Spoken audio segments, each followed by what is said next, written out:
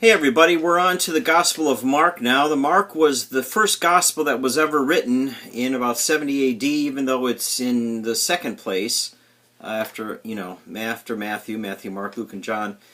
And I'm not sure why that's so important. If you went to seminary, I think that was probably important, but maybe not for our discussions.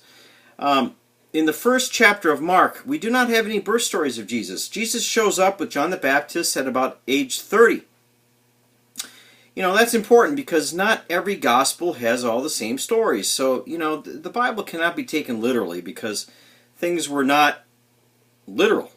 And so, Jesus shows up in the Gospel of Mark after having, where's he been since age 12?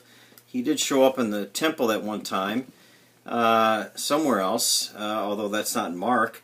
And the heavens open up, and God says, "This is my beloved Son with whom I am well pleased." He hadn't done anything. He hadn't changed water into wine. He didn't heal anybody.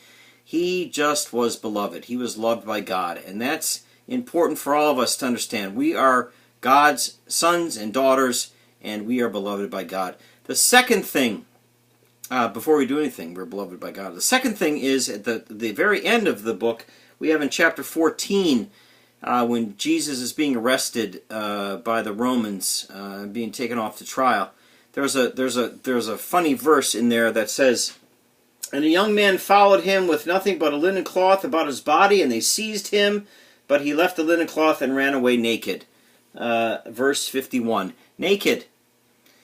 You know, what is that all about? And that just speaks to how the Bible is filled with mystery. It's filled with novel. It's filled with intrigue.